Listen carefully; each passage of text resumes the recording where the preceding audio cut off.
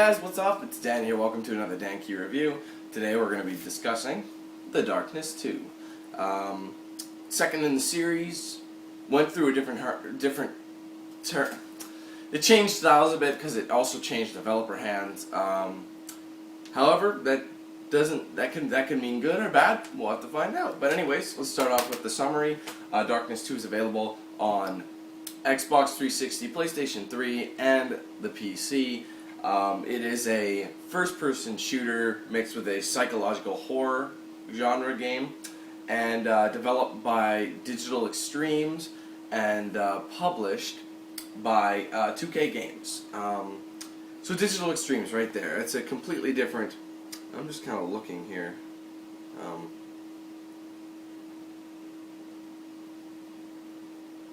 Yeah, anyway. They were, like, the first thing I noticed before we did anything was... Okay. Alright, the first thing I noticed when I put in The Darkness was the graphical design. The graphical design was kind of unique, actually. At first, it seemed kind of, I don't know, subpar, but when you really started playing it, you could see that was an intentional style of design. The game isn't necessarily like beautiful, realistic graphics. However, it is like, I don't know, more of a cartoonish style thing. So I do like the graphical design. It's unique. So that's a pro, I think. It's got a nice, unique graphical design. It looks good too. So it's not just like a bunch of random blotch. You know, it is nice. It does look good. But it also gives you the feel that you are playing a video game, which is what you're doing. And a lot of games nowadays are trying for realism, and I'm glad this one at least kind of dips into the pot of realism, but not completely, you know what I mean? So, in terms of graphics, I was pleased with what I saw, considering that was how the design, because this is based off a comic series, right? The Darkness is based off of comics. So they kind of gave it a comic book style graphic, which was really neat. It fit the game's style really well. Alright, let's talk about the gameplay. What are the controls like? How do they feel? To be honest, this game is one of the best games to get into for controls. Honestly, at first you're a little unsure, but honestly, once you figure it out, like you're playing it for maybe 10-15 minutes, you have the controls down. I'm not even kidding. In the first part, you know me. I'm not always the best at video games. I tend to like miss things. I tend to just screw up the controls or something. This game, first part 1, I was able to jump right in it, do combos like crazy. I was comboing, smacking people, shooting them, everything you could think of in the course of 10 minutes, 5-10 minutes, I had the controls down. So this game is good for controls. It feels comfortable. You're going to want to keep playing it. That's what I love the most, because the controls, because some games, their controls are so poor that you're just like, oh my god, I'm just done with this game. I want to stop. This game allowed you to keep going, which is something I was really happy about, because The Darkness 2 I wasn't too sure of, because I never played the first Darkness. I had heard the first Darkness was pretty good, but from all reports, this one was better than the first Darkness. Alright, now, let's talk about the storyline. The story. It's a gripping story. It makes a lot of sense. It's got a lot of dark, adult-themed events in it. You know, there's actual some sexually explicit material. There's a lot of cursing. There's a lot of blood and gore. There's a lot of that. So if you like that sort of thing, this game is definitely up your alley, because it has everything a mature audience would like. You know, like blood and gore, lots of drug references, intense violence, of course, considering, you know, you got your two demons that have, you know, taken over Jackie Estacado, which is your main character. Once again, he's embracing the darkness, and they're just ripping guys apart, decapitating them, the whole 9 yards. It's just a bloodbath. And the thing I love most about it, one of my favorite parts of The Darkness, was as you kept going through levels and things, depending on how you killed people, like, you know, if they were unique executions, if you found relics, like I did. The thing was, see, this is the limited edition. It came with a bonus ability called Relic Hunter, which basically, when you got near a relic, it pointed you where it was. So I found, I think, about 99%. I think I missed the first couple in the first level or something. But And those relics give you a ton of dark essence, and dark essence is basically experience points to spend. So once you collect enough dark essence, you can level up your character. So that's what I wanted to point out right now. The leveling up system and the abilities is amazing. I loved the ability upgrades and the leveling. The whole process of leveling up and getting better with your character was amazing for me, and I liked it, and I was really happy.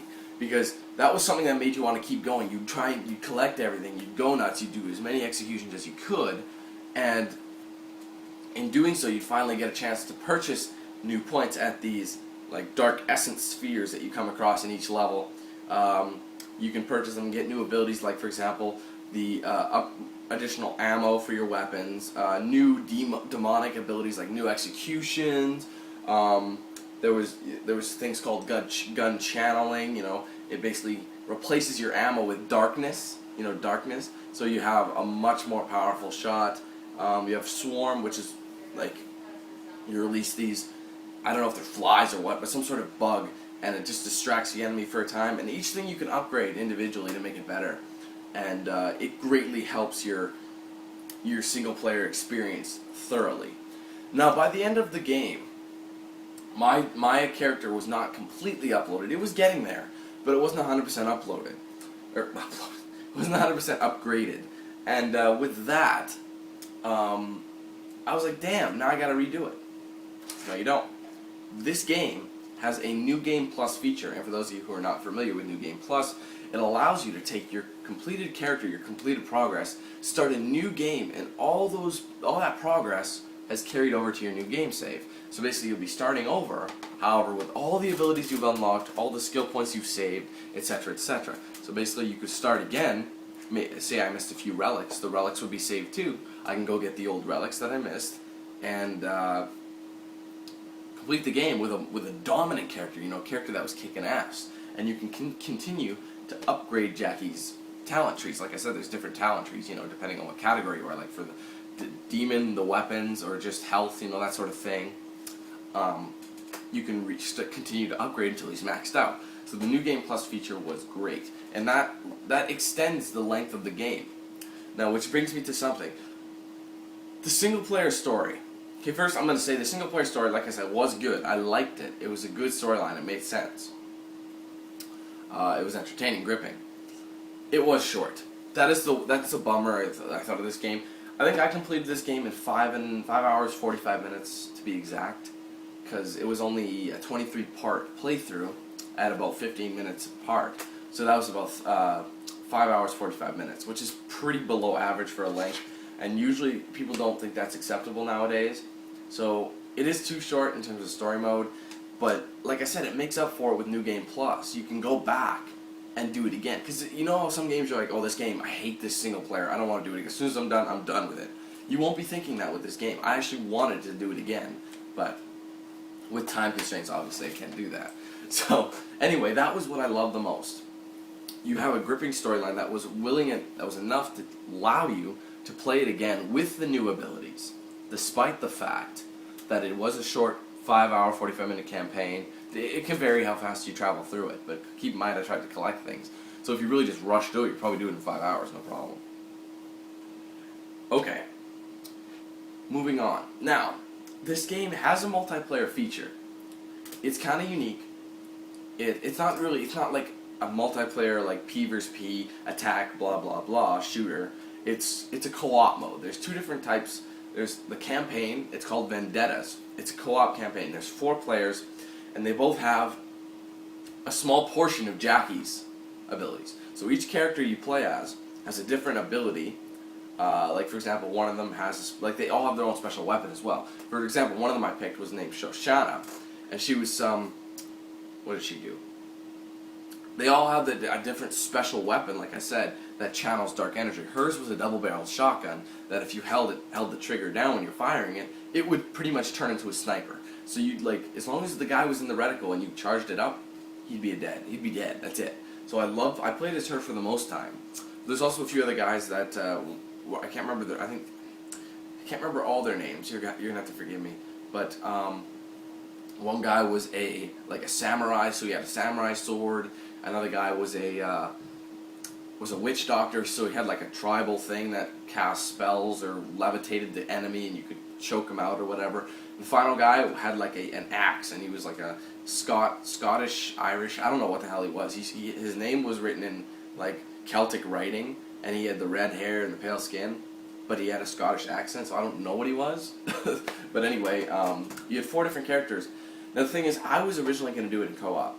However, things happened and I had to go solo. I had just as much fun going solo as I did, as I'm assuming I would, in co-op. Although I'll bet you the co-op would have a lot more fun. You could do co-op, like, well, no kidding, but you can combine each other's skills and abilities to take out the enemy and make it that much more effective, you know what I mean? Like, I didn't struggle at all through mine, but there were times where it would have been, you know, it would have made more sense for a teammate to come out and just help me out, you know what I mean? Because it does get gong showish. Now there is another mode under Vendetta, so it's co-op as well. Now I gotta say, even though it was a short little campaign, it was a nice little addition. There's another mode called Hit List, and Hit List is also a Vendetta's category, so to speak. And what you do, they're like individual challenges.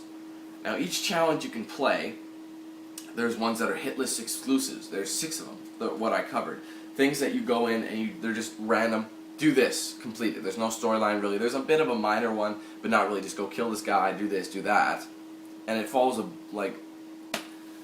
it's completely random. Honestly, there's no real storyline to it, but it's nice little challenge missions. Those are basically what they're all, they're challenges. And in that category, you can also choose to replay individual Vendetta's campaign story missions and get a better score at it, or whatever, or play on a different difficulty. And there's also ones that I wasn't able to do because they were online exclusives, meaning you had to play them online. I think there were about 3 or 4 of those. But if you play them all, I don't know if you get anything special, but they do add to this game's value. And like even then, they didn't have to. Here's the thing: the single player of this game is good enough. They didn't have to have that multiplayer, that co-op. But the co-op was fun. It was a nice little addition. I mean, the thing was, it was something done kind of. Okay, let's give them something multiplayer. So they worked out something quick. But they worked it out, it was good. You know what I mean? It wasn't bad. So, when you look at this, with the unique cartoon, comic book-esque style graphics, the really easy to get into controls, the gripping storyline, the ability to start the game over so your length is okay. You can start again, meaning you can, I don't know how to categorize that, but New Game Plus, extending your single-player experience with all your abilities, lots of abilities, you know, tons of things like that. And you also got an additional co-op gameplay, which you can do single player if you want, so you're not forced to play co-op. However, I'm sure it would be way more fun if you did so. So with all that, the game being rather entertaining, with the bad side, it is only a little short for a campaign. 5 hours, 45, 6 hours, you know, in there. It's not all that long. And, well, regardless, despite that and all the other things, I'm giving The Darkness 2 an 8 out of 10. A really solid game. Don't pass it up because you think it's short. I'm actually happy to have this game, because normally with me, my games, I don't normally get a chance to keep playing them anymore, because I'll put them away and I have more things to do. This is a game I feel like I want to pick up again and play the single player again to get through this New Game Plus with all my abilities. So that's something I'll probably do with this bad boy. So, Darkness 2, I do recommend it. 8 out of 10 from me. Really solid title. I do recommend you go get it. So, thanks everybody for watching this episode of the DanQ review for The Darkness 2. Hope you enjoyed it. Hope it helped you make a decision. And I'll see you guys in the next one.